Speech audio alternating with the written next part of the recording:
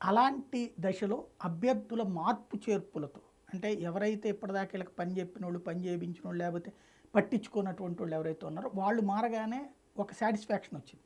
ఎందుకంటే ఇంతకుముందు ఉన్నటువంటి సిట్టింగులు వాళ్ళల్లో వీళ్ళ గ్రూపులు పెట్టి ఈ గ్రూపుల మధ్య చోద్యం చూస్తూ ఉండేటప్పటికి ఒకడి మీద ఒకటి కోపం వచ్చి ఫైనల్గా ఒక నెగిటివిటీ ఉంది.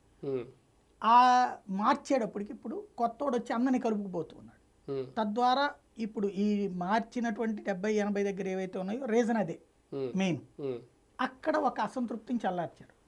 సెకండ్ ఏంటంటే ఒక టెంపర్ క్రియేట్ చేయగలిగారు. సిద్ధం సభలు ఎప్పుడైతే మొదటి సభకి 3 లక్షలు, రెండో సభకి 6 లక్షలు, మూడో సభకి 10 లక్షలు, 12-13 అంటున్నారు.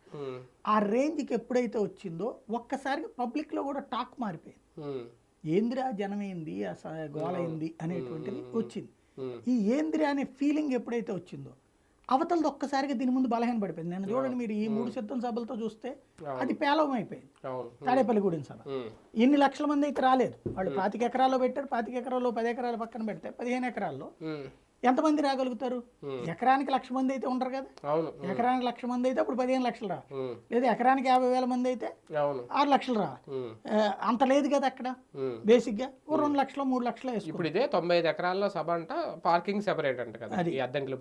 అది కూడా ఇప్పుడు అందుకని మారుస్తున్నట్టున్నారు. ఎందుకంటే మొన్న అక్కడ 250 ఎకరాలు పెట్టారు.